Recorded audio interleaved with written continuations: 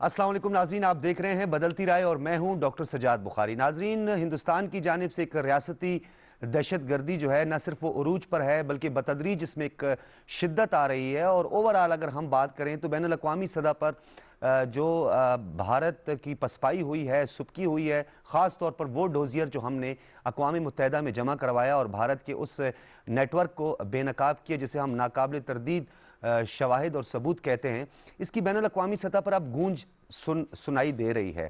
दूसरी जानिब इसी बौखलाहट में आकर और इसी सच्चाई का सामना करने के बाद लाइन ऑफ कंट्रोल और वर्किंग बाउंड्री पर इश्तियाल अंगेज़ी न सिर्फ बढ़ा दी जाती है बल्कि निहत्ते मासूम बूढ़ों, बच्चों और ख़वातीन को निशाना बनाने की एक अजीम मिसालें कायम करता जा रहा है भारत। और भारत की जानिब से समाजी कारकुनों की जानिब से जो गिरफ्तारियां हैं उस पर भी सरापा एहतजाज है पूरी दुनिया और बिलखुसूस भारत के अंदर। अगर हम बात करें, पिछले दिनों में आपने देखा कि दिशा रवि को गिरफ्तार किया गया, उस पर भी एलिगेशन लगाई कि आपने ट्वीट किया। उसके बाद हमने देखा कि रिहाना की पहली ट्वीट थी, उसके बाद ये रीट्वीट्स हुई और उसके बाद जो माइकल कोगलमैन हैं उन्होंने भी इसको रीट्वीट किया और इस इश्तियाल अंगेज़ी का जो है वो वाज़ेह अंदाज में जिक्र किया। लेकिन भारत इसको छुपाने के लिए मुख्तलिफ हरबे इस्तेमाल कर रहा है, अक़लियतों पर मज़ालिम ढाने का सिलसिला भी जारी है। और कल भी हमने इस हवाले से एक डिबेट की थी और उसमें हमने बात की थी कि कुछ गैर मुल्की सिफारतकारों को मकबूजा वादी का दौरा करवाया गया। आज इस ढोंग का पर्दाफाश हुआ और वो ऐसे हुआ कि मखसूस सेलेक्टेड जो डिप्लोमेट्स थे उनको मखसूस सेलेक्टेड एरियाज़ का विजिट करवाया गया। 5 बंकर्स जो हैं उन्हें रास्ते से हटा दिया गया। मुख्तलिफ चेक पोस्टें जो कायम की गई थी उन चेक पोस्टों को भी वहाँ से ख़त्म कर दिया गया। और ख़ास तौर पर आपको ये भी बताते चलें कि जो मकबूजा कश्मीर में ज़िला बडगाम है उससे ताल्लुक़ रखने वाले डिस्ट्रिक्ट डेवलपमेंट कौंसिल के जो अरकान हैं जिन्होंने आज मुलाकात भी करनी थी इन डिप्लोमेट से, उनको भी मुलाकात नहीं करवाई गई।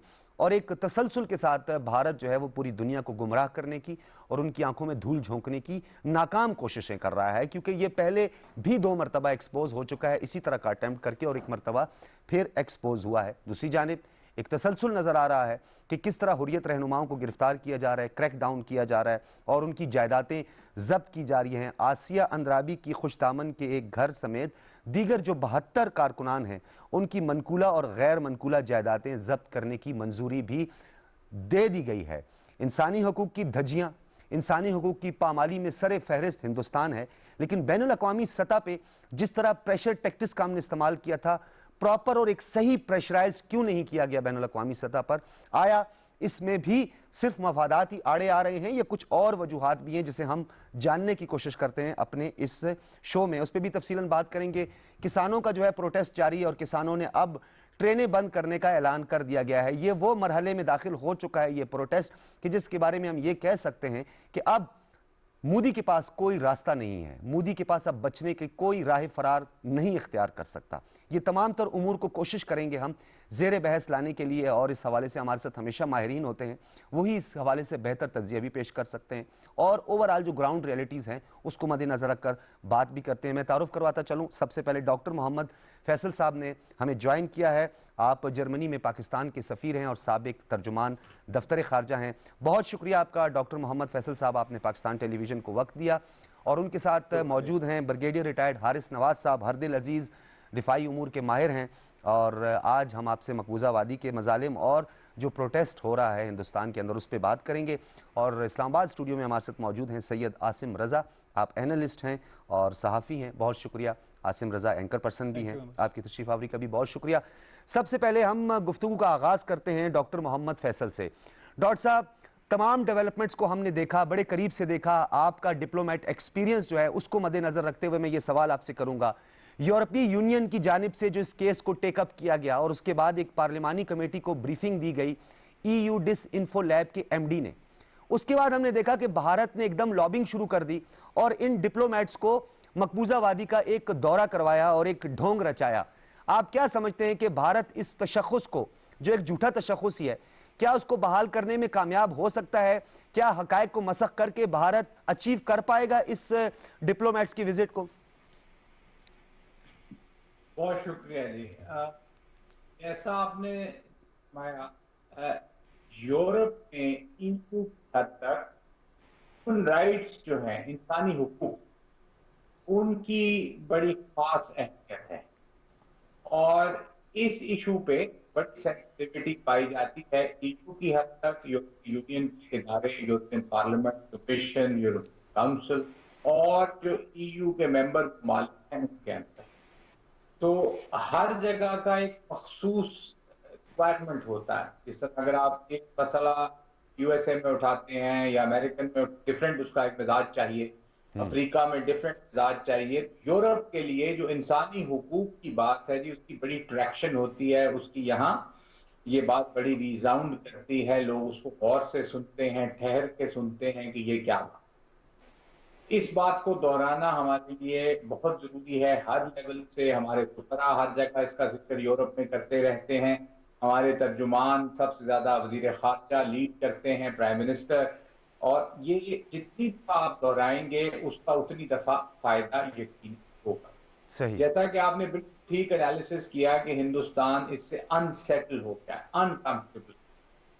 اس لیے ایز اے ری ایکشن اس نے سوچا کہ کچھ سفارتکار جو اس کو پسند ہوں گے انہیں ریسٹرکٹڈ سا چکر وہاں کا لگوا دیں، سری نگر کا صرف، اس سے باہر وہ بات سوچنے. پہلے بھی وہ ایک دو دفعہ ایسی کوشش کر چکے ہیں جس کا کوئی خاص فائدہ انہیں حاصل نہیں ہوا. اس دفعہ بھی نہیں ہوگا، مگر وہ دنیا کو دکھانے کی کوشش کرنا چاہتے ہیں بیکاز اس کے جو معاملات فارمرز کی حد تک ہیں، مسلمانوں کی لنچنگ سے متعلقہ بے شمار واقعات آ چکے ہیں. آپ نے خود کیا 2-3 واقعات کا، یہ سب اکٹھے ہو کر ایک بہت زیادہ پریشر جنریٹ کر رہے ہیں ود ان انڈیا، جو کہ ان کے لیے سسٹین کرنا مشکل ہے. اس لیے وہ اس قسم کی کاوش کر رہے ہیں کہ جی کشمیر، مقبوضہ جموں کشمیر میں صرف سری نگر کا محتاط سا ایک وزٹ کرا کے دنیا کو دکھانا چاہیں.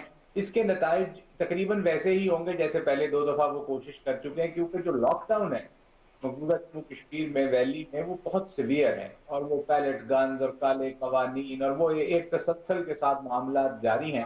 اور جو ڈیموگرافک چینج کی کوشش ہے اس کو بھی دنیا ناپسند کر رہی ہے، ریپریہنسبل ہے، یہ پسند نہیں کیا جا رہا کہ یہ کیا کر رہے ہیں. ایون ود ان انڈیا ان چیزوں کو پسند نہیں کیا جا رہا. یہ ڈیفیکلٹیز ہیں جو انڈین گورنمنٹ فیس کر رہی ہے، جس سے نکلنے کے لیے وہ اس قسم کا ایک وزٹ کروا کے یہ کرنا چاہ رہے ہیں کہ اس پریڈکمنٹ جس میں وہ اپنے آپ کو پا رہے ہیں اس سے کس طرح باہر نکلنے کی کوشش کر سکیں. ہم ایک تسلسل کے ساتھ یہ نیریٹو جاری رکھے ہوئے ہیں، اور میں یورپ میں بیٹھ کر آپ کو بتا رہا ہوں کہ اس کی آواز یورپ کی حد تک تو لاؤڈ اینڈ کلیئر لوگ سن رہے ہیں. اور یہ بڑی ڈیفیکلٹ پوزیشن ہے انڈیا کے لیے اس کو ڈیفینڈ کرنے کی کوشش کرنا، کیونکہ اس کا ڈیفینس ہے کوئی نہیں.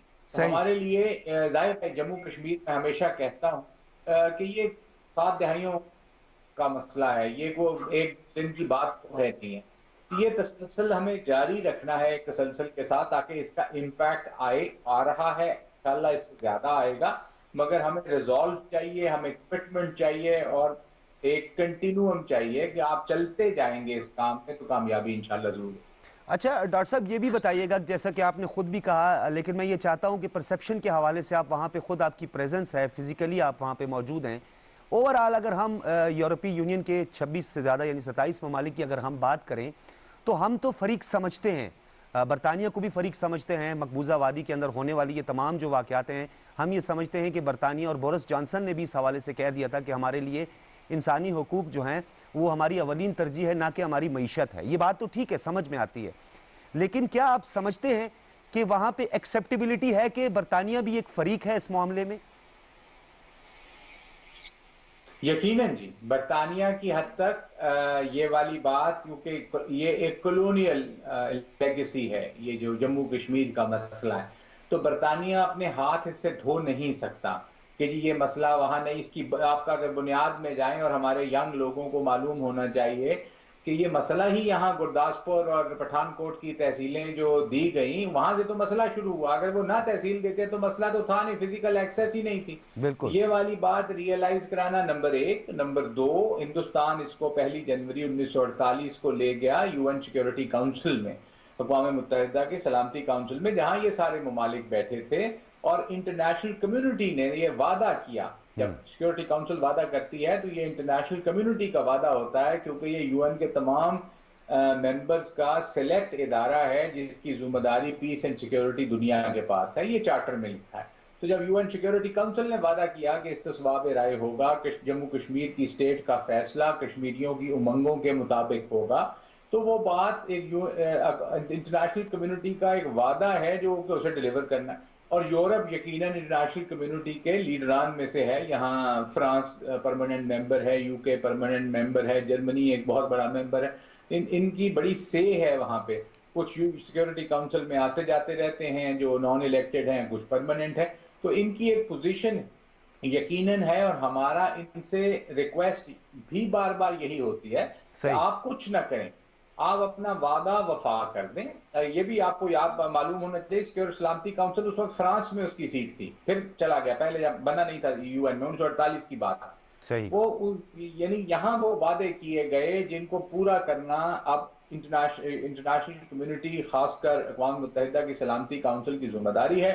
اس کو اٹھانا ایک تسلسل کے ساتھ پاکستان کی ذمہ داری ہے. کشمیریوں نے یہ حق اٹھایا ہوا ہے، اور میں آپ کو اشور کر رہا ہوں کہ اس میں 1 انچ کی کمی بھی نہیں ہے بلکہ زیادتی ہے، کیونکہ ہمارے یہ دل کے پاس ہے. یہ ایشو وہ نہیں ہے کہ ہم کو کام کریں، یہ تو ہمارے جذبات، یا ہم تو اس کے ساتھ بڑے ہوئے ہیں، ہمارے خون میں یہ شامل ہے. تو بالکل یہ بالکل. جنگ جو ہے یہ جاری رہے گی جی. یہ معاملہ ہم اٹھا کشمیری قربانی دے رہے ہیں، میں خون سے لکھ رہے ہیں، اور ان کی جتنی رسپیکٹ ہمیں ہونی چاہیے ہے، اس کی ہم عزت کرتے ہیں، ان کے ساتھ کھڑے ہیں. پاکستان کھڑا صحیح. رہے گا، یہ خون کے آخری قطرے تک کھڑا رہے گا. یہ والی بات ایک دفعہ نہیں، بار بار ہم یورپ کو بتا رہے ہیں اور بتاتے رہے. صحیح ڈاکٹر صاحب، آپ نے بالکل صحیح فرمایا. ایک تو ان ریالٹیز کی آپ نے بات کی. میں بریگیڈیئر صاحب آپ کی طرف آؤں گا. 48 کا بھی ذکر کیا اب جس طرح ڈاکٹر صاحب نے. ایک تو اقوام متحدہ کے قیام اور اس کی کریڈیبلٹی کے جو سوالیہ نشان ہیں وہ تو قائم ہیں، اور آج بھی ہمارے اس حوالے سے بہت سیریس کنسرن اور ہماری گریونسز ہیں، اس میں کوئی شک نہیں ہے. لیکن آپ کو یاد ہوگا سر کہ اقوام متحدہ کے قیام کے بعد اس کا ایک اور ذیلی ادارہ ہیومن رائٹس کونسل کا قیام عمل میں آیا تھا. اور میں ہمیشہ یہ بات کہتا ہوں کہ یہ وہ دستاویز تھی جو آج Guinness book of world record کا حصہ ہے. وہ 30 آرٹیکلز، جن آرٹیکلز میں انسانی حقوق جو ہے وہ فوکس رہا ہے. کیا بین الاقوامی دنیا ان 30 آرٹیکلز کو کہیں بھول گئی ہے؟ مفادات کے بھین چڑھ گئے ہیں کہ یہ تمام کے تمام جو آرٹیکلز ہیں اس کی وائلیشن مقبوضہ وادی میں نظر آ رہی ہے، اور دوسری جانب لائن آف کنٹرول اور ورکنگ باؤنڈری پہ نہتے لوگوں کو نشانہ بنایا جا رہا ہے؟ کیا سمجھتے ہیں کہ ہیومن رائٹس کونسل کی فعالیت کے لیے اور اس کی کریڈیبلٹی پر جو سوالات اٹھ رہے ہیں اس کو ختم کرنے یا اس کی نفی کرنے کے لیے اب کچھ ایکسٹرا آرڈنری میئرز لینے کی ضرورت ہے بین الاقوامی سطح پر؟ آنے والے دنوں میں کچھ امید قائم کر سکتے ہیں ہم سر؟ ڈاکٹر صاحب دیکھیں، بات یہ ہے کہ بالکل ان کو کوئی پرواہ نہیں یونائٹڈ نیشن سے. پہلے فرسٹ ورلڈ وار کے بعد اگر آپ کو یاد ہو تو لیگ آف نیشن گئی تھی تاکہ چلے اب آئندہ کے لیے وہ بھی ایسا ثابت ہوئی. پھر سیکنڈ ورلڈ وار ختم ہوئی تو اس کے بعد ان کا ٹوٹل مولڈ کر کے اور اپنی مرضی کے فیصلے یہی کوئی پرابلم ہوتا ہے مسلمان کو کیا کرتے ہوتے. تو یہ جتنے چیمپئن بنتے ہیں اگر کس کو شک کا ریگولیشن اور انڈیا اس کی کس دھجیاں رکھے گا. آپ human rights watch, human council, جو یورپین یونین، آپ خاموش رکھیں. انٹرنیشنل ہے خود بات کرتا ہے، اس کا مطلب ادروائز جس طریقے سے انڈیا کے 5 سفارتکاروں کو سری نگر میں لے کر گیا ہے، پاکستان کی طرف سے ہماری طرف سے کوئی سفارتکار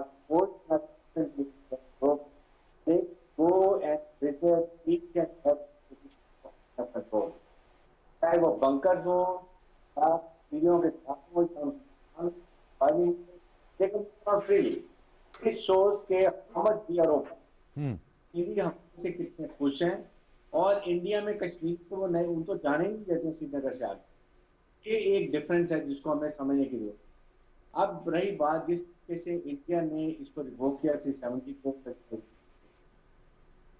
ظاہر ہے کہ انڈیا نے ریلائز کیا ہوگا کہ پاکستان کی طرف سے یہ 5-6 ایکشن ہو سکتے ہیں. کیا ہم نے وہ ایکشن لیے کو پتا ہوں، اور پاکستان کے پاکستان ہونا چاہیے. سیکنڈ بات یہ ہے کہ وہ اس وقت بہت سے اپنی وہ ڈیموگرافی چینج کر رہے ہیں، اس سے کر رہے ہیں کہ ہم نے کوئی اتنا بڑا دیکھیں ہم سفارتکاری میں بات کرتے ہیں، بالکل کرتے ہیں، جگہ پہ کرتے ہیں، ہم نے یونائٹڈ نیشن میں پاکستان بہت اچھا پوائنٹ آف پٹ اکراس کیا، لیکن ہم نے فالو اپ ہمیں اور ٹھیک کرنا ہے۔ I'm sure کہ ابھی جنرل صاحب تھوڑی آپ کی آواز بریک ہو رہی ہے، ہم چاہتے ہیں آپ سے دوبارہ کنیکٹ ہونا چاہتے ہیں، یا تو آپ تھوڑا سا اس کو، کیونکہ آواز آپ کی جو ہے اس میں تھوڑا سا ہمیں ایشو آ رہا ہے، تھوڑی آواز آپ کی بریک ہو رہی۔ ابھی can you hear me now? جی اب کچھ بہتر ہوئی سر، جی پلیز سر۔ دیکھیں میں یہ بات کر رہا ہوں کہ ہمیں اب یہ کرنے کی ضرورت ہے کہ ہمیں we have to take certain more actions to tell the world that Pakistan is very serious. Number one, Pakistan Kashmir کی آواز ہے جو پرائم منسٹر پاکستان نے کہا ہے، اور ہم اس کو ہر فورم میں لے کر بھی گئے، اور دنیا ٹریک ٹو سکسیس ہوگی جب ہم کچھ سٹل امپورٹنٹ ایکشن کریں گے، جس سے یہ پتا چلے کہ دو نیوکلیر ملک آمنے سامنے کھڑے ہیں and any disaster can happen، اور لڑائی کی ڈائنامک کسی کو نہیں پتا ہوتا کہ کیا ہوگا، لڑائی جہاں کے اینڈ کہاں پر ہوگی۔ اس لیے ہمیں دیکھیں ہم نے انڈیا کی کمرشل فائلز بات کی ہیں، ہم نے انڈیا سے سفارتی تعلقات ختم چاہیے، انہوں نے بڑے مسئلے ہمارے ساتھ نکال کے اپنی بات کی ہے، کم از کم ہم اور ریڈیوس کر سکتے ہیں تاکہ دنیا کو پتا چلے کہ ہم بھی بہت ناراض ہیں ان سے۔ لائک وائز ہمیں چاہیے افغانستان کے بارے میں امریکن سے بات کی، ہم نے آپ کے لیے کیا کچھ کیا، آپ نے ہمارے لیے کیا کیا، ہمیں اس کی ضرورت ہے۔ اگر ہم یہی کم از کم کہہ دیں کہ ہمیں بالکل آپ سے جنرل صاحب ہم دوبارہ بات کریں گے اسی حوالے سے۔ سید عاصم رضا صاحب یہ بتائیے گا، جس طرح جنرل صاحب بھی یہ کہہ رہے تھے کہ ایک تو وہ ڈپلومیٹک پریشر جس کی ہم بات کرتے ہیں، اور یہ ڈیفینیٹلی ساورن کنٹریز جو ہوتی ہیں وہ ہمیشہ پولیٹیکل اور خاص طور پہ ڈیموکریٹک سٹیٹس جتنی بھی ہوتی ہیں ان کے پاس یہی ایک وے ہوتا ہے کہ وہ ایک ڈپلومیٹک ٹیکٹکس کا استعمال کرتے ہیں، ایک ڈپلومیٹک فرنٹ کھولتے ہیں، اور ان تمام سفارتی آداب کو مد نظر رکھ کے وہ انیشیٹ کرتے ہیں مختلف۔ پاکستان وہ تمام حربے استعمال کر رہا ہے، پاکستان کوئی بھی انلیگل کوئی اٹیمپٹ نہیں کرنا چاہتا، کوئی غیر قانونی عمل نہیں دکھانا چاہتا جس سے پاکستان کے لیے بلکہ پوری سطح دنیا میں پاکستان کا تشخص خراب ہو۔ لیکن ہندوستان جو ہے وہ خاموش نہیں ہو رہا، پے در پے حملے کرتا جا رہا ہے۔ آج اپنے تشخص کو بحال کرنے کے لیے مقبوضہ وادی کا دورہ اور ایک مخصوص ایریا کا دورہ بھی کروایا گیا۔ صحافتی حلقوں کی میں خاص طور پر بات کروں گا، آپ کا بھی تعلق ہے، یہ بتائیے گا کہ جو ہندوستان کے اندر براڈ کاسٹرز ہیں، اینکرز ہیں، جرنلسٹ ہیں، وہ اتنے پریشرائز کیوں ہیں کہ وہ انسانی حقوق کی بدترین پامالیوں اور جو جس طرح دھجیاں اڑائی جا رہی ہیں اس پر ایک مجرمانہ خاموشی اختیار کیے ہوئے ہیں؟ اپنا جو کرائٹیریا ہے، جو ایتھکس ہوتے ہیں جرنلزم کے، وہ کیوں بھول چکے ہیں؟ وہ اس کی کیا وجوہات ہو سکتی ہیں؟ صرف اور صرف محض ہم یہ کہہ دیں کہ خوف کی وجہ سے سب کچھ کیا جا رہا ہے، یا مفادات وہاں پر بھی موجود ہیں؟ بہت شکریہ ڈاکٹر صاحب۔ بات یہ آتی ہے کہ جس طرح آپ نے بھی ابتدائیہ میں بات کی اور ڈاکٹر فیصل صاحب بھی بڑے تفصیل سے بات کر رہے تھے، میں اس میں چیزوں کو ایڈ کرتا چلوں کہ جو اس وقت میڈیا ہے بھارت کا، جو آپ کو فیز نظر آ رہا ہے، جس میڈیا کے حوالے سے آپ نے سوال کیا، وہ گودی میڈیا ہے۔ خاص طور پہ مودی RSS کے ساتھ اگر ہم بات کرتے ہیں، بی جے پی کی گورنمنٹ کی بات کرتے ہیں، تو ایک نیکسس ہے۔ انڈین کرونیکلز EU ڈسنفو لیبس کی جو رپورٹ ہے، جو گزشتہ 15 سال سے انہوں نے گل کھلائے اور پاکستان کے خلاف جو پروپیگنڈا کرتے رہے، جس کا ایک کمیٹی کا ذکر آپ نے بھی کیا کہ یورپی پارلیمنٹ کے اندر اس کے اوپر انویسٹیگیشن کے لیے پوری کمیٹی بنائی گئی ہے، اور اس پہ خاص طور پہ دیکھا جائے تو وہاں پہ باقاعدہ سٹیٹمنٹس ریکارڈ کی گئی ہیں اور شواہد سلائڈز کے ذریعے دکھائے گئے ہیں۔ تو یہ بریفنگ دی گئی ہے ان کے MD نے۔ اب بات یہ آتی ہے کہ بھارتی میڈیا اس وقت ایک لائن ٹو کر رہا ہے، جس کو ٹو کروائی جا رہی ہے ان کی اسٹیبلشمنٹ کی۔ آپ راؤ کی بات کریں، ان کی ایجنسیز کی بات کریں، IB کی بات کریں، ایک پورا نیریٹو ہے۔ اس کے پس منظر میں اگر آپ جائیں گے تو آپ کو یاد ہوگا جو اجیت ڈووال کی ایک سپیچ لیک ہوئی تھی، جس میں اس نے 101 منٹ کی سپیچ کی تھی، جس میں 7 منٹ اس نے پاکستان کے حوالے سے بات کی تھی۔ کہیں پہ وہ خطاب کر رہے تھے، کہیں پہ لیکچر دے رہے تھے یونیورسٹی میں۔ انہوں نے جو offensive ڈیفنس کا لفظ استعمال کیا تھا اور انہوں نے کہا تھا گیئر شفٹ کرنے کی بات کی جا رہی تھی، تو یہ پورا ایک پلان تھا جس کے یہ صرف ایک نہیں ہے، اجیت ڈووال جو ڈیول کا کردار ادا کر رہا ہے، لیکن عاصم صاحب بات یہ ہے کہ یہ تو اسی طرح جو ہے وہ ان کے دوسرے میجر گورو آریہ کر رہا ہے، یہی کام وہ بھی کر رہا ہے۔ وہ باقاعدہ بتا رہا ہے کہ ہماری فالٹ لائنز ہیں، آپ اس طرح اٹیمپٹ کریں، اور وہ دہشت گردی کی باقاعدہ تربیت دینے کی بھی کوشش کر رہا ہے، اور وہ آن ایئر آ کر یہ سب کچھ کر رہا ہے۔ کیا ہندوستان کے اندر چند اشخاص یا اروندھتی رائے ہی یہ بات کرتی رہے گی؟ کیا ان کے جو اس وقت کلائمیٹ چینج جو ایکٹیوسٹ ہیں وہی یہ بات کریں گے؟ 2-4 یہ ایک خاموشی ہے، بالکل ایک خاموشی ہے، جبکہ یہ پچھلے دور اقتدار میں نہیں تھی۔ یعنی کانگریس کی بھی جب حکومت رہی ہے ایسا نہیں, اٹل بہاری واجپئی کی بات کریں, منموہن سنگھ کی بات بھی کریں, تو اس وقت بھی کافی حد تک ہم مطلب اس طرح کرٹیسائز نہیں کرتے تھے کہ ہندوستان کی جو صحافتی حلقے ہیں وہ اتنے خاموش ہیں. نہیں, اس میں تھوڑا سا آپ کو ماضی میں لے جاؤں گا. آپ کو یاد ہوگا اس وقت ہمارے وزیر اعظم یوسف رضا گیلانی تھے اور منموہن سنگھ سے ان کی ایجپٹ میں جب ملاقات ہوئی تھی اور بلوچستان کے اندر دہشت گردی کے شواہد جب یوسف رضا گیلانی نے as a prime minister of Pakistan ان کو دکھائے تھے, جس پہ منموہن سنگھ نے بڑے برہمی کا اظہار کیا تھا کہ یہ کیوں ہو رہا ہے پاکستان کے اندر اگر دہشت گردی میں انڈیا انوالو ہے, جس کے بعد آپ کو یاد ہوگا دلی میں ان کے خلاف مظاہرے شروع ہو گئے تھے اور ہنگامہ برپا ہو گیا تھا اور مجبوراً منموہن سنگھ کو اپنی سٹیٹمنٹس کو واپس لینا پڑا تھا. یہ شروع سے ایسا ہی ہے کیونکہ وہاں پر را نیکسس جو ہے وہ بڑا ڈومینیٹنگ ہے ہمیشہ اینٹی پاکستان کارڈ کھیلنے کے لیے. وہ میڈیا, آپ کو ابھی یاد ہوگا جو ارنب گیٹ آیا اس کے اندر جو واٹس ایپ کی چیٹس لیک ہوئیں اور اس کے بعد جو ممبئی پولیس نے خود تحقیقات کی ہیں, تو آپ نے دیکھا کہ وہاں پر جو آپ کا پلوامہ تک کی بات کی گئی کہ وہاں پہ ایک بہت بڑا کام ہونے والا ہے, پھر پاکستان جشن منایا گیا, پھر انہوں نے کہا ہم جیت گئے. اپنے فوجی مروانے کے بعد وہ کہتے ہیں ہم جیت گئے. تو وہ ایک نیریٹو ایسا جھوٹا بلڈ کرنے کے لیے ان کی جو ایک سب سے بڑی نیوز ایجنسی ہے ANI, بڑے افسوسناک مطلب صورتحال اگر ہم دیکھیں, جس طرح کا سیواسا گروپ پورا کام کر رہا تھا اور پورے میڈیا کے اندر پیسہ لگایا جا رہا تھا اور پوری دنیا میں جھوٹ بولنے کے لیے, اس کو سرٹیفائی کرنے کے لیے, اس کی کریڈیبلٹی بنانے کے لیے ایک پیٹرن. لیکن ایک اور چیز بھی اس میں بڑی واضح ہوئی, گپتا جو کہ اس سے پہلے جو ریٹنگ ایجنسی ہے اس کا سربراہ CEO رہ چکا ہے, جس کے ساتھ جو واٹس ایپ چیٹ سامنے آئی ہے. جی, اس کے علاوہ اگر اس کا مطلب یہ ریٹنگ کا تعین بھی وہی کر رہے ہیں جو باقاعدہ پری پلانڈ ارنب گوسوامی جیسے اینکرز کا انتخاب کرتے ہیں. ایگزیکٹلی یہی چیز ہے. اور آپ نے بات کی ہے کہ چند جو سین وائسز ہیں وہاں پہ ان کو دبانے کے لیے بجرنگ دل جیسے اور RSS جیسے جتھے موجود ہیں جو کہ آپ مقبوضہ کشمیر میں بھی دیکھ رہے ہیں, کاروائیاں کر رہے ہیں. اور آپ کے انڈیا کے اندر بھی صورتحال یہی ہے کہ جو سین وائسز ہیں آپ کو دبانے کے لیے, ایون NDTV نے جب انہوں نے 5 اگست کا جو اقدام اٹھایا تھا 2019 میں, انہوں نے تھوڑی سی بیلنس رپورٹنگ کرنے کی کوشش کی, تھوڑی سی انہوں نے کوشش کی تھی, تو اس کے ساتھ کیا کیا گیا تھا. تو یہ وہ تمام شواہد ہیں جو ہم نہیں دے رہے,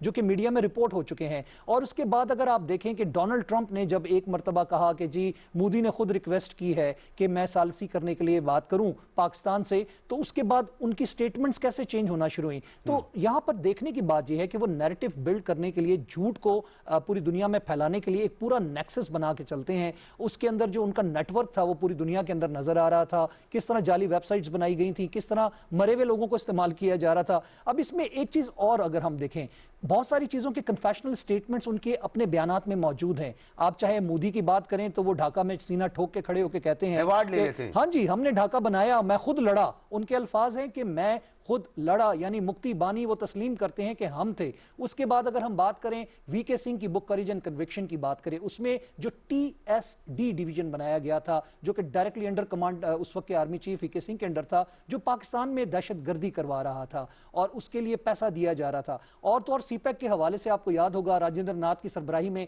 اسپیشل ڈیسک بنایا گیا را کا, اور اس میں انلمیٹڈ فنڈنگ کی گئی کہ کسی طرح. اور سر راج ناتھ سنگھ اور سشما سوراج جو ہے نا یہ خود چیز کا اقرار بھی کر چکے ہیں, انہوں نے کہا ہم کانٹے کو کانٹے سے نکالتے ہیں, ہم دہشت گردوں کو بیچتے ہیں, ہم دہشت گردوں کو پالتے ہیں. تو یہ تو اعتراف بھی ہوا. جی ایگزیکٹلی. اور یہی چیزیں اگر ہم دیکھیں تو ان کے میڈیا کے اندر بھی وہی چیزیں سامنے آ رہی ہیں. اور پھر جب ان کے جھوٹ کے پرچار کی بات کریں, جس طرح انہوں نے جھوٹے دعوے بالی ووڈ کی فلم بنا کے سرجیکل اسٹرائک کے دعوے کیے, پوری دنیا کو پلوامہ ڈرامے کے بعد پاکستان پہ کہا کہ جی ہم نے دہشت کیمپ اڑا دیا, جو کہ پوری دنیا نے اس پہ مذاق اڑایا ان کا. اس کے بعد انہوں نے کہا ہم نے F-16 گرا دیا, جبکہ اس کمپنی نے خود کہہ دیا کہ جی کوئی F-16 گرا ہی نہیں ہے اور نہ ہی کوئی ایسے شواہد آئے ہیں. تو بھارت ایک پروپیگنڈا میں اور اپنی ہزیمت میں, خاص طور پہ جو مقبوضہ کشمیر اور بھارت کے اپنے اندر جو اس وقت الاؤ پک رہا ہے, بھارت کے اپنی 13 ریاستوں کے اندر جو تحریکیں چل رہی ہیں. آپ کسانوں کی بات کر رہے تھے, کسانوں کا اس وقت سول نافرمانی کی ان کا جو تحریک ہے وہ شروع ہو چکی ہے. پہلے صرف اسٹرائک تھی, کل تو انہوں نے باقاعدہ ٹرینیں جو ہیں انہوں نے بند کرنے کے بعد کی ہے. اس کے بعد انہوں نے کہا ہے کہ ہم جیم کریں گے. اس کے علاوہ اگر ہم بات کریں, جب میزورم کی بات کرتے ہیں, چھتیس گڑھ کی بات کریں, اس کے بعد اب نیکسلائٹس کی بات کرتے ہیں, آپ وہ 7 سٹیٹس دیکھیں, گلوان میں پٹائی ہونے کے بعد چین کے سامنے انہوں نے آواز تک نہیں اٹھائی. اور آج بھی جس طرح جھوٹ کے دعوے کیے جا رہے ہیں وہاں پہ, تو یہ ایک فرسٹریشن ہے بھارت کی جو مقبوضہ کشمیر کے اندر بھی ہمیں نظر آ رہی ہے, جو کہ وہ ناکام ہوئے جس طرح ان کی تحریک کو دبانے کے لیے, اور LOC کے اوپر جو کچھ وہ کر رہے ہیں اور دنیا کے سامنے جھوٹ بول رہے ہیں. صحیح. اچھا ڈاکٹر صاحب میں آپ کی طرف آؤں گا, یہ بتائیے گا کہ ایک بات تو ہم بار بار کہتے ہیں کہ P5 کے جو ممالک ہیں, خاص طور پر جو مستقل رکن ممالک ہیں اقوام متحدہ کی سیکیورٹی کونسل کے, ان میں سے 2 کے ساتھ تو ہماری بڑی اچھی انڈرسٹینڈنگ بھی ہے, ایلیگیشنز بھی لگائی جا رہی ہیں, نیا بلاک بن رہا ہے, یہ اس بلاک کا حصہ ہیں. ٹھیک ہے, یہ بات سمجھ میں آتی ہے. P5 کے ممالک جو ہے سیکیورٹی کونسل میں 50 سال کے بعد بھی ایک مدعا اٹھاتے ہیں اور اس میں پاکستان کی بڑی فیور بھی ہوتی ہے. لیکن کیا آپ سمجھتے ہیں ڈاکٹر صاحب کہ کچھ پولیٹیکل آبزرورز کا بھی یہ خیال ہے، جو بین الاقوامی امور کو جانتے ہیں ان کا بھی ایک اوپینین یہاں پہ یہ ہے کہ ان ممالک کے ساتھ ساتھ ہم کچھ جنوبی ایشیا کے ممالک کو، کچھ ساؤتھ ایسٹ ایشیا کے ممالک کو، اور بالخصوص ان ممالک کو جن میں سر فہرست نیپال ہے، بھوٹان ہے، سری لنکا ہے، مالڈیوز ہے، ان ممالک کو بھی ہم انگیج کریں تاکہ ہمارا پریشر مزید بلڈ کرے، ہم زیادہ مؤثر انداز سے جو ہے وہ آگے بڑھیں۔ کیا آپ سمجھتے ہیں کہ پیرلل ہمیں یہ لڑائی لڑنی ہے اور ان ممالک کو بھی ہم نے انگیج کرنا ہے؟ ڈاکٹر فیصل صاحب جی، امید ہے آواز آ رہی ہے آپ کی؟ جی ڈاکٹر صاحب تھوڑی سی بالکل جی، یہ آپ بالکل ٹھیک فرما رہے ہیں، اور ہم انگیج آلریڈی کر رہے ہیں۔ سری لنکا خارجہ صاحب کی بات ہوئی تھی، اب جا رہے ہیں، یا بھی جائیں گے۔ نیپال ہم جاتے رہتے ہیں، ان سے بڑا ریچ آؤٹ رہتا ہے ہمارا۔ ریجن میں کوئی ملک ایسا نہیں ہے جو کہ ہندوستان کی پالیسیوں سے خوش ہو۔ اس کا سب سے بڑا مظہر جو ہے وہ سارک کا پروسیس ہے۔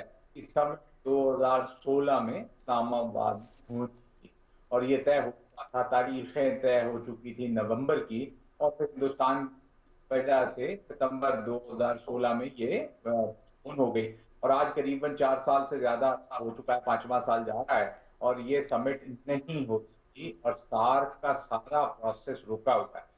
اس وجہ سے آپ اگر اخبارات دیکھیں، میڈیا دیکھیں، تو سری لنکا، نیپال، مالدیوز، ان کے اخبارات میں ان کے انٹیلیجنسیا جو ہے ریپیٹڈلی انڈین ایٹیٹیوڈ کو اٹھاتا رہتا ہے کہ انڈیا سارک کو چلنے نہیں دے رہا، اور سارک دنیا کے غریب ترین ممالک میں آگے ایریاز میں آگے آئے، کیونکہ باقی آسیان اور ایون جی سی اور کہاں سے کہاں پہنچ گئے ہیں، اب تو یونین کے آگے بڑھ رہا ہے، مگر چونکہ ہندوستان اس کو چلنے نہیں دیتا، اس لیے بہت سارے مسائل پیش آتے ہیں، اور ہندوستان کو اس معاملے میں بھی بہت زیادہ نیگیٹو میڈیا فیس کرنا پڑ رہا ہے، نیگیٹو فیس کرنی پڑ رہی ہے۔ سارک ایک ایسا پروسیس ہے جس میں جو بائے لیٹرل ایشوز ڈسکس نہیں ہو سکتے، اس کے چارٹر میں لکھا ہے، تو وہ اس وجہ سے آگے بڑھنے کے لیے ہندوستان، پاکستان اور ہندوستان کے باقی مسائل جو کبھی بنگلہ دیش کے ساتھ رہے، کبھی سری لنکا کے ساتھ رہے، نیپال کے ساتھ، آگے بڑھنے کا راستہ دیتا ہے کہ آپ بائے لیٹرل مسائل ایک طرف رہنے دیں اور آگے بڑھنے کی کوشش کریں۔ مگر ہندوستان نے اس پہ بلاک لگا دیا، اور قریباً 5 سال ہو گئے۔ بڑا سیریس معاملہ ہے کہ جو ساتھ اتنا کام کر رہا تھا اب وہ نہیں کر رہا، تو آگے کیسے بڑھا جائے جب ریجنز رائز کر رہے ہیں، چاہے وہ نیفٹا کی شکل میں ہے یا آسیان ہے، یا آپ دیکھ رہے ہیں ریجنز اوپر اٹھ رہے ہیں، اور ہم آگے جا نہیں سکتے کیونکہ ہندوستان اس کو آگے چلنے نہیں دے رہا، اپنا بھی نقصان کر رہا ہے بڑا میجر۔ غربت آپ دیکھیں ہندوستان میں دہشت ناک قسم کی غربت ہے، اور وہ باقی ریجن کا بھی نقصان کر رہا ہے۔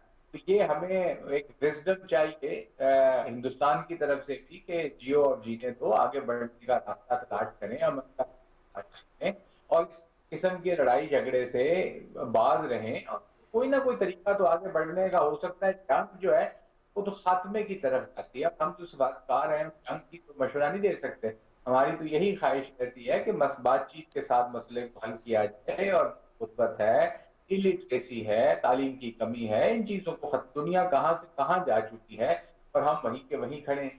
جب تک ہندوستان پہلا قدم نہیں اٹھاتا، وہ اس علاقے میں اپنے آپ کو ہیجمون سمجھتا ہے، اور کوئی معاملہ آگے چلنے نہیں دینا چاہتا، اور ریگارڈلیس آف دا فیکٹ کہ وہ اس سے اپنا بڑا کیا ہے، وہ ایک وشیس سرکل میں پھنسا ہوا ہے، اور ہم بھی اس کے ہمسائے ہیں، ہمسائے ہم تبدیل نہیں کر سکتے، تو بھی پھنس جاتے ہیں۔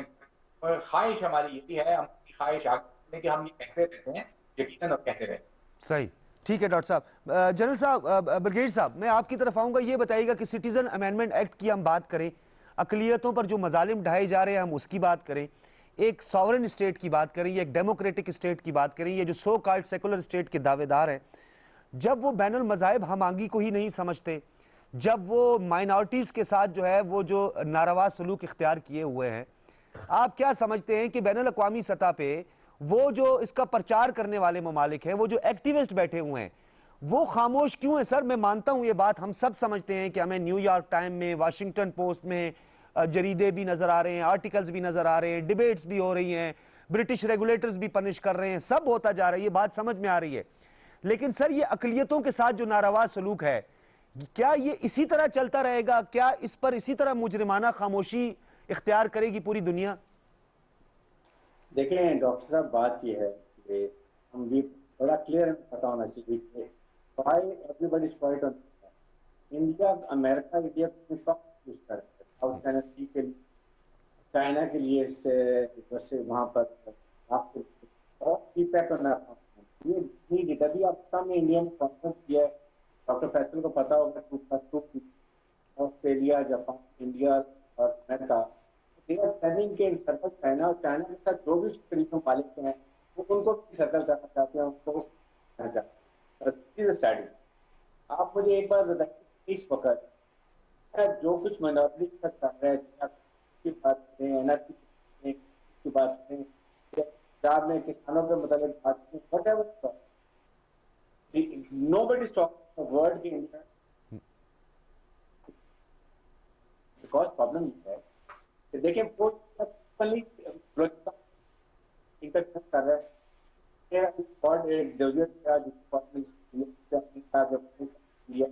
کیسے ری گروپ کر رہے ہیں، بنا رہا ہے، اتنی فنڈنگ کر رہا ہے، پاکستان میں کر رہا ہے، پھر اس کے بعد اتنا بڑا میچ ہے آپ کے اوپر نے کیا کیا، منی لانڈرنگ کر رہا ہے، ہائیبرڈ اور وہ کر رہا ہے۔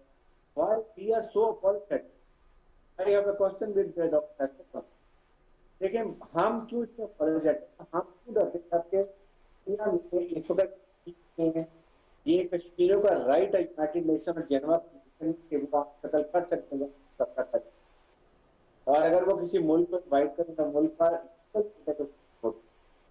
پھر نمبر 2 بات ہے کہ انڈیا سب کچھ کر، ہم ہر بات جو انڈیا اگر اس میں ڈیموگرافک کاروبار تباہ کر دیے، ینگ لوگوں کو ارسٹ کر لیا، آج وہ کر لی، فنڈوں کو لے کر آ رہے ہیں، تو جائیداد خرید کے دے رہے ہیں،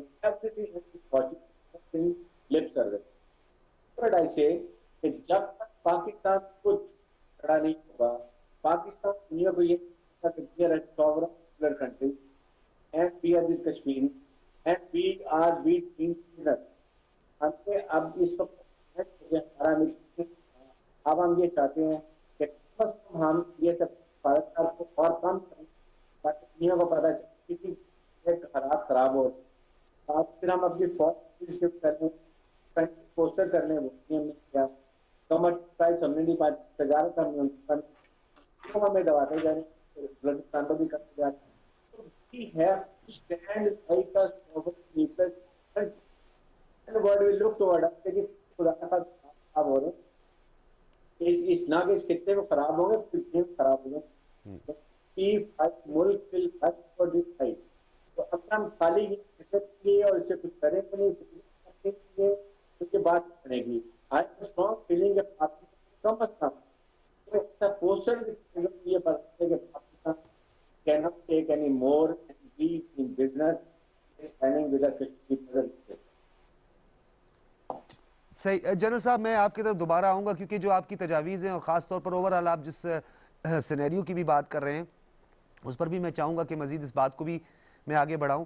عاصم بھائی یہ بتائیے گا کہ اوورآل ہم پورے اس کو براڈر اگر ہم اس میں دیکھیں، پوری دنیا جب بات کرتی ہے انسانی حقوق کی، جب پوری دنیا بات کرتی ہے مظالم کی، جب پوری دنیا بات کرتی ہے مقبوضہ وادی کے حوالے سے، تو اس کی ایک منظر کشی یوں کی جاتی ہے۔ اقوام متحدہ کی جو بھی سیکرٹری جنرل آئے ہیں انہوں نے وہی ایک روایتی ٹپیکل ٹریڈیشنل سٹیٹمنٹ دی ہے کہ دونوں فریقوں کو بیٹھ کر اس مسئلے کا حل تلاش کرنا چاہیے، دونوں فریقوں کو۔ اور اس مرتبہ عاصم رضا صاحب یہی بات جو ہے اقوام متحدہ کے سیکرٹری جنرل انتونیو گوتریس نے بھی یہی بات دہرائی ہے کہ دونوں فریقوں کو مل کر اس مسئلے کا حل تلاش کرنا ہوگا۔ یہ کیوں نہیں، ہم بریف آنسر کیجئے گا کہ کیوں ہم یہ بات نہیں بتا پا رہے، یا وہ کیوں دنیا نہیں سمجھ رہی ہے کہ دونوں کی بات نہ کریں، اس فریق کی بات کریں جو بیٹھنا نہیں چاہ رہا، جو بات نہیں کرنا چاہ رہا، جو رائے فرار اختیار کر رہا ہے۔ ڈاکٹر صاحب بالکل آپ نے صحیح جسے کہتے ہیں کہ چیز کی طرف پوائنٹ آؤٹ کیا ہے کہ جو دوسرے ممالک میں، آپ کو یاد ہوگا جب میانمار میں جو قتل عام ہوا مسلمانوں کے حوالے سے بات کی گئی، تو وہاں پہ جارڈینین جو کوئین تھیں انہوں نے، شہزادی خاص طور پہ انہوں نے جو بات کی تھی، انہوں نے کہا تھا یہی کوئی اور کمیونٹی ہوتی مسلمانوں کے علاوہ تو فوری طور پہ پابندیاں بھی لگ چکی ہوتی، ایکشن بھی لے لیا ہوتا اور امن فوج بھی بھیج دی گئی ہوتی.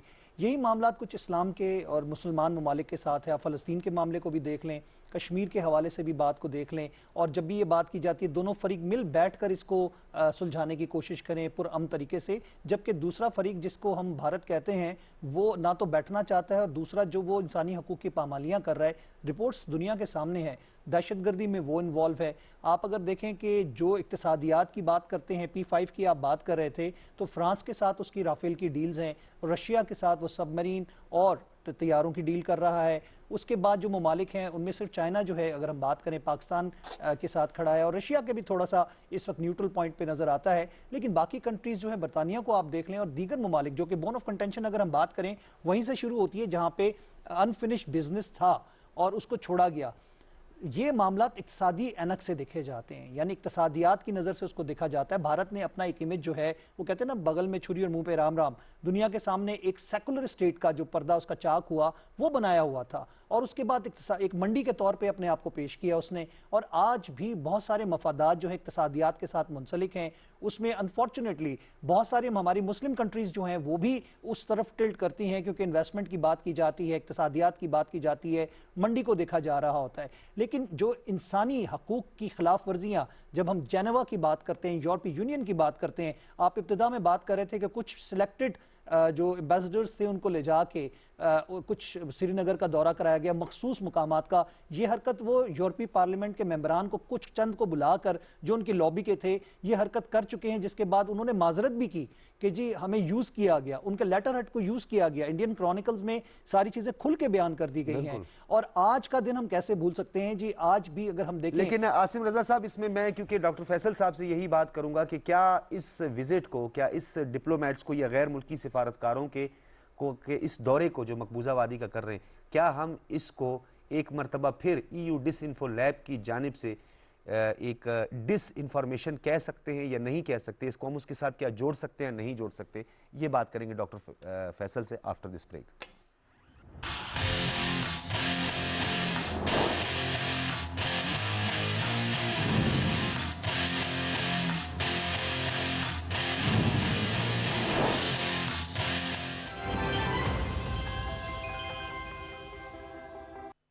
اللہ اکبر اللہ اکبر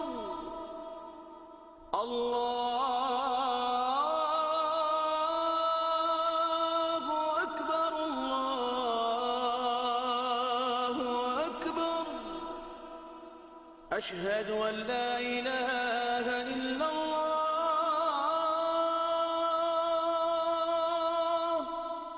أشهد أن لا إله إلا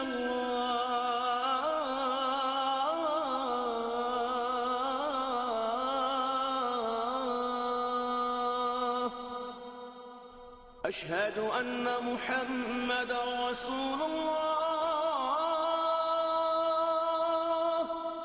أشهد أن محمد رسول الله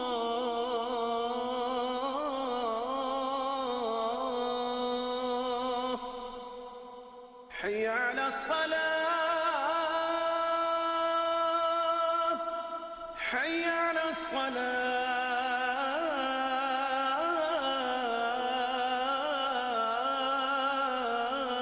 الصلاة حي على الفلاح حي على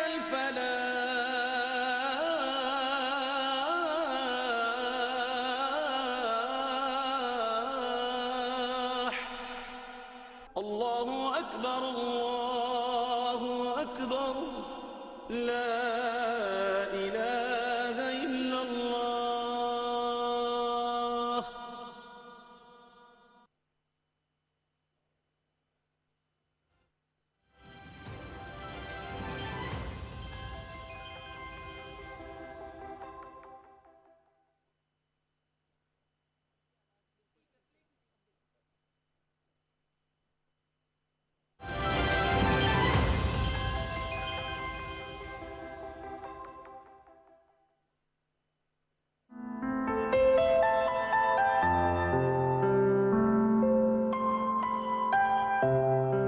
افراد کے ہاتھوں میں ہے اقوام کی تقدیر،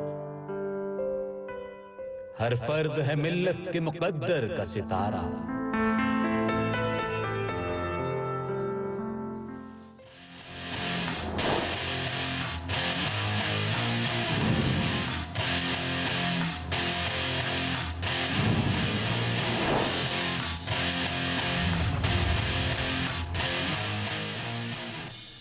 ویلکم بیک ناظرین، بریک سے قبل ہم بات کر رہے تھے، ہم ڈاکٹر فیصل صاحب آپ سے پوچھنا چاہیں گے، یہ بتائیے گا کہ ای یو ڈس انفو لیب کے جو انکشافات تھے اور اوورال جو یہ جعلی میڈیا آؤٹ لیٹس کا، جعلی این جی اوز کیا، مری ہوئی شخصیات کو جو فوت ہو چکی ہیں ان کو دوبارہ سے زندہ کرنے کا جو ایک پروپیگنڈا، اور 15 سال تک یہ سب کچھ ہوا، پاکستان کو $126 بلین کا نقصان ہو چکا، پاکستان کے تشخص کو خراب کیا گیا، انٹرنیشنلی ہمیں پریشرائز کیا گیا، ڈو مور کے مطالبات بڑھتے گئے۔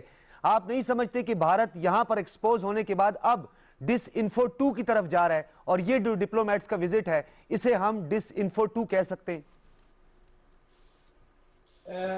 یہ جی جو ڈس انفو لیب کا معاملہ ہے، یہ پاکستان قریباً 50-60 سال بار بار دنیا کو بتا رہا ہے کہ ہندوستان جھوٹ بولتا ہے، مثالیں دے دے کے واضح کر رہا ہے۔ اور آج جب ہم بات کرتے ہیں یورپ میں تو کسی کے پاس کوئی جواب نہیں، میڈیا کے پاس نہ، یورپین پارلیمنٹ یہ بات اٹھتی ان کمیٹی میں ان کے پاس یہ کیا ہوتا تھا، وہ ہندوستان ریلیٹڈ یوز کر رہا تھا۔ اور یہ بات ٹھیک ہے کہ ہندوستان کے علاوہ کوئی ملک ہوتا تو دنیا کا رویہ مختلف ہو، لیکن ہمارے لیے یہ تو ہے نا، آپ اس پہ تقریب کرتے رہیں دنیا کا رویہ مختلف ہوتا، ایک ہے کہ ہم کر کیا سکتے ہیں۔ یہ چیز نے بالکل ہندوستان کو ایکسپوز کر، کیونکہ یہ ہم نہیں کہہ رہے ہیں، ای یو ڈس انفو لیب ساری رپورٹ آ گئی تھی، اس پہ کر دی تھی، یہاں ڈی ڈبلیو نے پوری اسٹوری پورا شور کیا۔ اس کو بار بار دہرانا، رجسٹر کرنا، اس پہ کوئی فلم بنانا، اس پہ ڈاکومنٹری بنانا، ریڈیو پہ آنا، یہ بڑی امپورٹنٹ چیزیں ہیں کہ اس کو رکھا جائے۔ تو یہ صرف ٹپ آف دی آئس برگ ہے۔ میں یہاں بیٹھ کر آپ کو بتا رہا ہوں، میں 5 سال ہندوستان کو ڈیل کرتا رہا ہوں، یہ سمجھ لیں کچھ بھی نہیں ہے جو ہندوستان کر رہا ہے، یہ اس کا صرف ٹپ ہے۔ اس سے بہت زیادہ ڈس انفارمیشن، بیکاز ان کے پاس بہت سے ٹولز ایسے ہیں، ان کا کلچر اور طرح کا ہے، وہ ان چیزوں کو استعمال کر کے یقیناً ہر جگہ پاکستان کو کشمیر کاز کو ڈیمیج کرنے کی کوشش کرتے ہیں۔ اور یہ بات آج لوگوں کو کھل کر سامنے آ گئی، تو اس لیے یہ سمجھ لینا کہ یہ صرف یہ 2 نہیں، آپ 10 یا 12 تو کہہ لیں، 2 کہاں سے، ابھی تو 10 اور ہیں جو چل رہے ہوں گے، جو کچھ ہمیں پتہ چلتے ہیں کچھ نہیں پتہ چلتے ہیں۔ اور یہ اس کے بالکل ان کا یہ خاصہ ہے کہ وہ ہر کو یوز کریں گے اپنی نیریٹو کو بڑھاوا دینے کے لیے، اپنی بات کو آگے لے کر جانے کے لیے۔ ہمیں ویجیلنٹ رہنے کی ضرورت ہے، ہم ویجیلنٹ ہیں، ہمارے جو ادارے ہیں، ہماری منسٹریز ہیں، ان کو بڑا نظر رکھنے کی ضرورت ہے، کیونکہ ایک نیا جو فیسٹ اس میں داخل ہوا ہے اور اس پہ آپ ضرور بات کریں گے، اور اس کو وہ دیٹ از سوشل میڈیا، وہ ایک نیا ٹول آ گیا ہے جو اس کو استعمال کرنا ہے، ہندوستان اس کو پتہ نہیں کہاں کہاں استعمال کر رہا ہے۔ سوشل میڈیا پہ بہت بڑا فٹ پرنٹ ہے، اس کی تعلیم یافتہ لوگ ریلیٹیولی زیادہ ہیں، آبادی زیادہ ہے، تو وہ سوشل میڈیا کو اکثر دیکھیں کہ کوئی ٹویٹ کہاں سے کیسے ہو رہی ہے۔ یہ آج کل جو پروپیگنڈا کے جو ہوتا ہے نا، اینکر ہوتے تھے 10-12 اور ان کے تھرو آپ وہ ختم ہو، اینکرز وغیرہ کوئی نہیں آج کل۔ وہ اب بات آپ کے موقع پہ بیٹ رپورٹر کی یقیناً بات بڑی اہم ہے، بیکاز وہ موقع سے خبر دے رہا ہے۔ دوسری ٹویٹر اینڈ ٹرینڈز ہیں، وہ بہت اہم ہے۔ ٹویٹر پوری سائنس ہے، ٹویٹر، فیس بک، انسٹاگرام کیسے لنک کرنے۔ میں اپنے یوتھ کو ہمیشہ یہ پیغام دیتا ہوں کہ آپ پلیز اپنا ٹویٹر پہ اپنا فٹ پرنٹ بڑھائیں۔ آپ دیکھیں، میں آج آپ کو کہتا ہوں، ہندوستان ٹائمز پہ جا کے آرٹیکل دیکھ لیں، اس کے نیچے 40 کامنٹ ہوں گے تو 38 ملین۔ آپ اپنے آرٹیکلز میں دیکھ لیں، آن لائن جو لگتے ہیں پرنٹ میں، انگریزی میں خاص طور، نیچے کامنٹ، کیونکہ وہ اس معاملے میں یقیناً زیادہ افیکٹولی کام کر۔